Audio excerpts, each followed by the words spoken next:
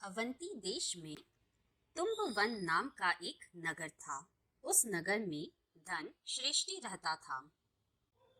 वह अत्यंत ही न्यायप्रिय और पाप भीरु था। उसका धनगिरी नाम का इकलौता बेटा था। पूर्व भव की आराधना और सुसंस्कारों के फलस्वरूप बाल्यकाल से ही धनगिरी के मन में संसार के प्रति विरक्त का भाव था। दीक्षा की प्रबल भावना होने पर भी पारिवारिक दबाव के आगे धनगिरी को झुकना पड़ा और विवाह की स्वीकृति देनी पड़ी। उसी नगरी में धनपाल नामक सेठ की सुपुत्री सुनंदा के साथ उसका विवाह हुआ। लग्न के बाद भी उसके दिल में संयम का आकर्षण पूर्ववत ही बना हुआ था। बस अब वह अनुकूल संयोगों की प्रतीक्षा कर रहा था। कुछ समय व्यतीत हुआ।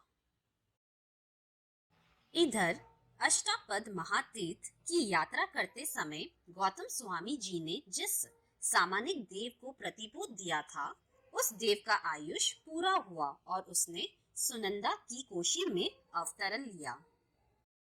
गर्भ में एक महान आत्मा के अवतरण से सुनंदा ने एक सुंदर स्वप्न देखा। उसका हृदय प्रसन्नता से भर आया। धनगिरी ने सोचा, सुनंदा पुत्र के सहारे अपना जीवन निर्वाह आसानी से कर सकेगी। अतः उसने सुनंदा से कहा, प्रिय, मेरा मन तो पहले से ही संयम को पाने के लिए उत्सुक था। अब तुम गर्भवती बन चुकी हो। भविष्य में तुम्हारा पुत्र तेरा सहारा बन सकेगा। अतः तुम मुझे दीक्षा के लिए अनुमति दे दो। सुनंदा की इच्छा न होने पर भी उसे मुख सहमति प्रदान करनी पड़ी। बस सहमति मिलते ही धनगिरी सिंहगिरी मुनि के पास पहुंचे और दीक्षा स्वीकार कर ली। इधर एक शुभ दिन सुनंदा ने अत्यंत ही तेजस्वी पुत्र को जन्म दिया। सुनंदा के आनंद का पार नहीं रहा। सुनंदा की सखियां उसे पुत्र जन्म की बधाइयां देने आने लगी। एक सखी ने दूसरी सखी से कहा, अरे, इस बच्चे के पिता ने दीक्षा न ली होती तो बड़े उल्लास पूर्वक यह जन्म उत्सव मनाया जाता। नवजात शिशु के कान में ये शब्द गिरे। इन शब्दों का जादुई असर हुआ।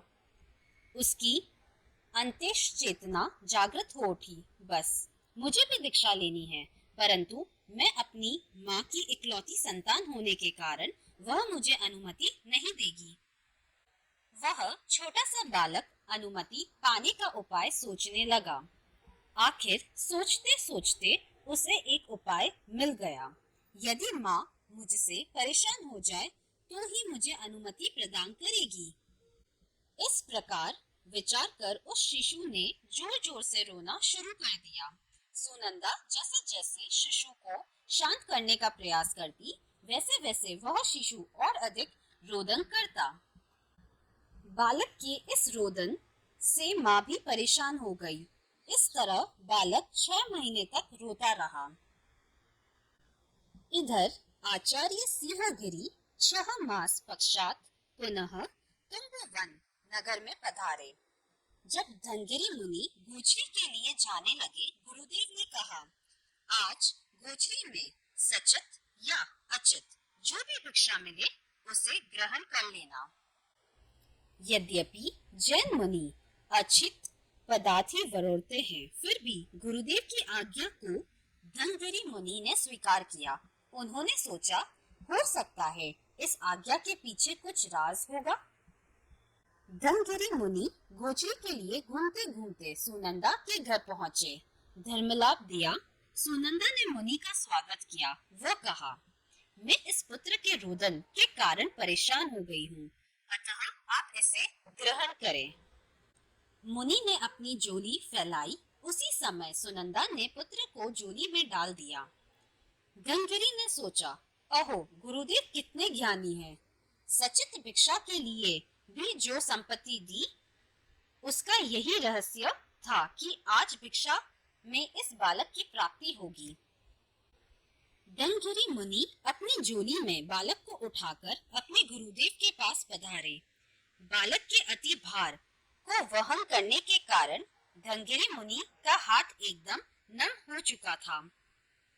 भारी वजन को उठाकर आए धनगिरी को देखते ही सिंहगिरी आचार्य शिक्षक के सम्मुख गए और उन्होंने अपने दोनों हाथों से उस झोली को उठा लिया।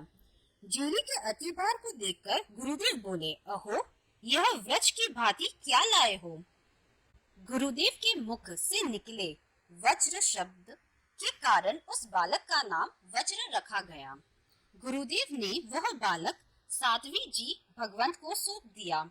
साध्वी जी के उपाश्रय में आने वाली श्राविकाएं उसका लालन पालन करने लगी।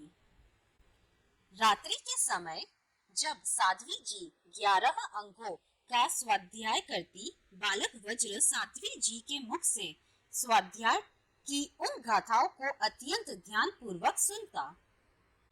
पूर्व जन्म की आराधना के कारण बालक वज्र को वे सारी गाथाएं याद हो गई। इस प्रकार मात्र 3 वर्ष की वय में ही बालक वज्र 11 अंक के ज्ञाता बन गए। इधर सुनंदा को पता चला उसके बेटे ने अब रोना बंद कर दिया है।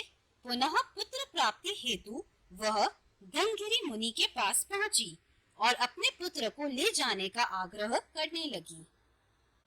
मुनि ने उसे समझाया कि तुमने अपनी इच्छा से पुत्र को जब वहोराया तो फिर पुनः पाने की आग्रह क्यों? किंतु सुनंदा नहीं मानी और अंत में न्याय पाने हेतु राज दरबार पहुंच गई। राजा से अपनी बात कही। राजा ने कहा, कल तुम एवं मुनि दोनों राज दरबार में आना। बालक वज्र को सभा के बीच उपस्थित किया जाएगा।